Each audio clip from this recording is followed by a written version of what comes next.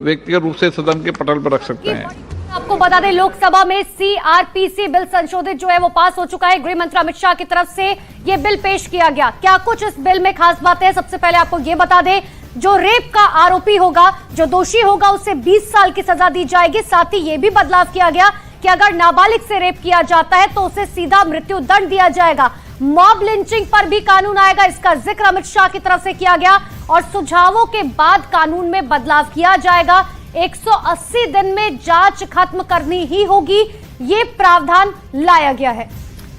तो गृह मंत्री अमित शाह ने इस बिल को पेश कर लिया है। कई बदलाव इस कानून में रखे गए हैं। कानून में सख्त सजा का प्रावधान रखा गया है। रेप के दोषी को 20 साल की सजा का ऐलान किया गया है। इसके अलावा नाबालिग से रेप पर मृत्यु दंड का प्रावधान रखा गया है। इसके अलावा भी कई संशोधन इस बिल में किए गए हैं। और देखिए, जिस तरीके से वहां पर सबसे बड़ी बात यह कि गृह मंत्री अमित शाह ने जब इस बिल को पेश किया तो कई ऐसे लोग खड़े होकर जिन्होंने कहा कि हम इस बात का इंतजार बहुत समय से कर रहे थे क्योंकि संशोधन की जरूरत थी।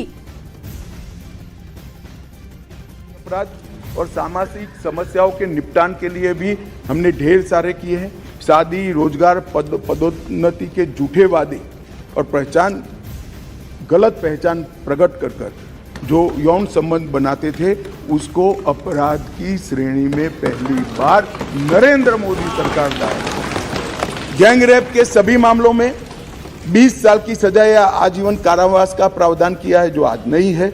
18 वर्ष से कम आयु की बच्चियों के मामले में मृत्यु दंड का भी प्रावधान। मान्यवर,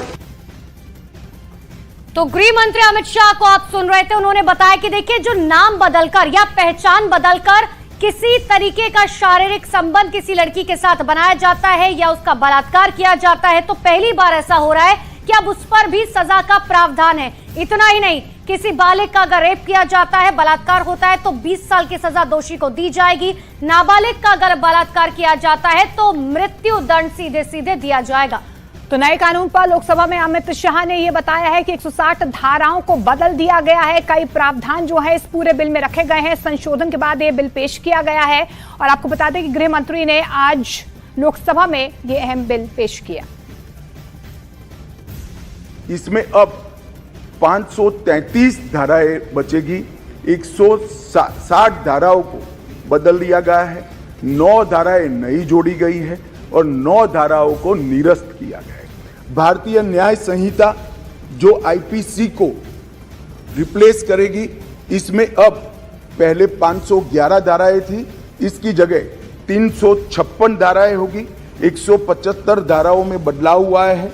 8 नई धाराएं जोड़ी गई है और 22 धाराएं निरस्त कर दी गई। भारतीय साक्ष्य अधिनियम जो एविडेंस एक्ट को रिप्लेस करेगा, इसमें 170 धाराएं होगी, पहले 167 थी।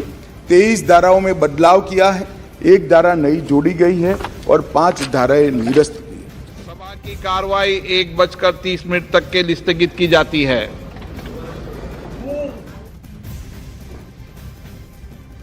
तो बड़ी खबर आपको बता रहे, लोकसभा की कार्रवाई 1:30 बजे तक के लिए स्थगित की गई, यानी कि करीबन 15 मिनट के लिए स्थगित की गई है। इस वक्त की सबसे बड़ी जानकारी आपको दे रहे हैं, जहां पर संसद के अंदर गृह मंत्री अमित शाह की तरफ से यह बिल पेश किया गया। तो आपको बता दें कि लोकसभा की कार्रवाई 15 मिनट के लिए स्थगित कर दी गई है, लेकिन इससे पहले आपने देखा सीआरपीसी संशोधन बिल जो है वो गृह मंत्री अमित शाह की तरफ से लोकसभा में पेश किया गया। आपको बता दें कि लोकसभा में अंग्रेजों के बनाए 3 कानून खत्म करने और उनकी जगह नए बिल लाने का प्रस्ताव गृह मंत्री की तरफ से पेश किया गया। साथ ही गृह मंत्री अमित शाह ने यह भी बताया कि अब कानून में पहला चैप्टर महिलाओं और बच्चों पर अपराध से जुड़ा हुआ होगा। मैं ये बिल स्टैंडिंग कमेटी को भेजने वाला हूं, इसलिए बहुत लंबा नहीं बोलूंगा, मरुतु इतना जरूर कहना चाहता हूं कि जिन्होंने भी ये कानूनों को पढ़ा होगा, इसकी प्रायोरिटी क्या थी। मानवी की हत्या से या महिला के साथ दुराचार से बड़ा कोई कानून अपराध नहीं हो सकता, तो इसको 302 नंबर पर स्थान दिया गया। इसके पहले क्या था? राजद्रोह था। इसके पहले क्या था? खजाने की लूट थी। इसके पहले क्या था? शासन के अधिकारी पर हमला था। ये जो अप्रोच है, ये अप्रोच को हम बदल रहे हैं। सबसे पहला चैप्टर इसमें आएगा महिलाओं और बालकों के साथ अपराध। दूसरा चैप्टर आएगा मानव वध और मानव शरीर के साथ जो अपराध होते हैं उसका आएगा। तो हमने शासन की जगह नागरिक को केंद्र में लाने का एक बहुत बड़ा सैद्धांतिक निर्णय कर हम ये कानून लेकर आए हैं।